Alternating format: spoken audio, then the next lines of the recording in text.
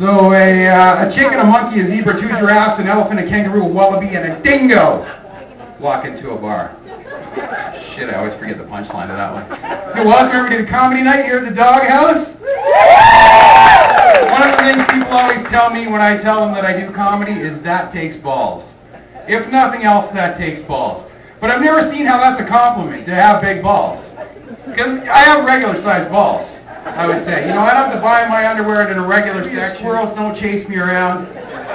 And no one's ever said to me, oh my God, those are enormous balls. So I would say I have regular sized balls. And there's really not an equivalent for women either. You never hear women sitting around talking to each other going, she's got 3 kids, single mother, raising her on her own. She must have fallopian tubes you can drive a truck through. And they don't really say what it is, either the size of the ball, the diameter of the ball, how low the ball hangs. Because if it's how low the ball hangs, you'd have to monitor over time, maybe make a graph. Because age affects that, right? And how would you keep track of that? I guess you could do like you do with your kids and just back your butt up against the door frame, chalk a line, write down 37 years of age right there. Just monitor it that way, you know. But it's funny how some things in life you forget and other things you remember. Like I remember it wasn't until grade 8 in school that we got lockers. But I forget where I kept my weed before that. I do forget a lot of things, so I put sticky notes on everything. If you open my cupboards, all my soup has sticky notes on it that say, eat me. But I'm trying to quit smoking. I don't think non-smokers realize what a hold it can get on a smoker's life. You know, something really serious usually has to happen in the smoker's life to make them decide to quit smoking. With me, I was driving my truck and I'm driving down the highway and I was having a cigarette and I just went into a major coughing fit. I just kept coughing and coughing and couldn't stop. Eventually passed out from the lack of oxygen. I woke up a couple hours later with my head cut open, bleeding, and my truck on fire. But it was as I crawled from the wreckage, right then and there I decided, if that ever happens again, I'm quitting. That's last time for sure. I'm done. So. But I got this weird rash on my chin a couple of weeks ago, and I hate going to doctors. So I decided to ask my nephew about it.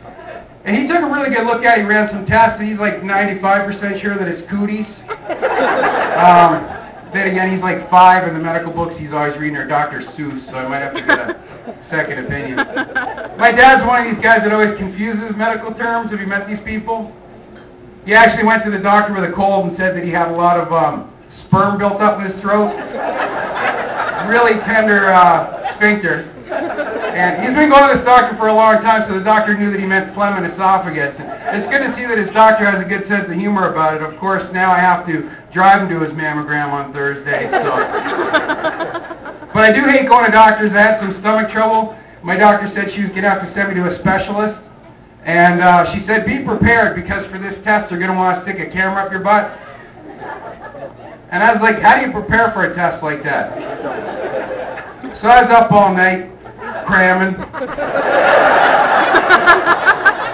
And I do forget things, so when I think of an idea for a funny joke, I sketch it down on a little piece of paper, stick it in my back pocket, and my girlfriend found that one in my jeans and said, remember to cram stuff up my ass.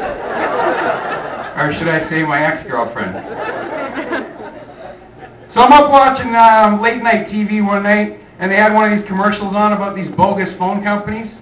Have you seen these ones? When the actual phone company disconnects your phone. They're like, phone disconnected? Well, pick up the phone. Call 1-800-HOOKUPS now. We'll hook you up free of charge. Isn't that kind of like selling false teeth in one of those cellophane bags you got to chew open?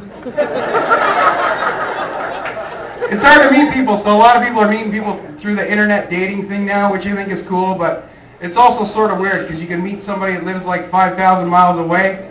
But I guess for you women, it's better to meet a long-distance stalker, local stalker, really. Because how intimidating can that be? This is Bell, Canada. You have a collect call from, pick up the phone, you lying whore. I know you're home. Press 1 now to accept the charge. It's really not all that intimidating, you know. But. And guys, I mean, if you get a woman, it's even harder to keep a woman, because guys know nothing about sex. I'll be the first one to admit that. We certainly don't know where a woman's G-spot is. The reason I say that is because if we knew where it was, being guys, by now we'd also know how to wire it up remotely. Which should give you a little bit of an advantage when you're out shopping in the mall. Hey honey, we ready to go yet? Oh, we're ready to go when I say we're ready to go. Coming. And guys, you know, they try and be romantic, but what's a guy's idea of romantic? They just don't have any ideas. What's a woman's idea of romantic? Taking a bath together. So on Valentine's Day I tried this because I'm stupid and it was Valentine's Day, but it just doesn't work on so many levels. One, because I barely fit in the bathtub myself, and two, because if you've ever done this, you'll realize that women have the pain threshold of a samurai warrior. They can withstand water about 10 times hotter than men. So we're trying this, and of course I get the faucet end of the tub, because I'm the guy, and that's the way that works. So I'm trying to ease myself in down this molten lava, hellfire, Epsom salt bath, and I'm trying to ease my way down in there. And guys, you know, you can handle hot water on your feet, you can handle hot water up your legs, but just as my nutsack grazed the water, it was when I realized I couldn't do it. I jumped back out of the tub, scraped my back up the faucet, all the way on the way up, fell through the shower curtain, knocked over the candles, and lit myself on fire.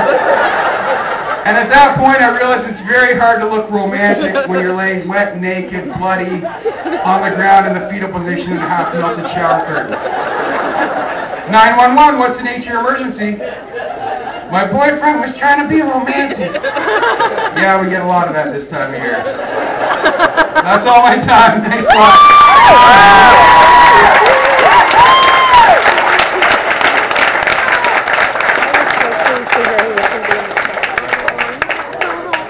Going for Ken Richardson.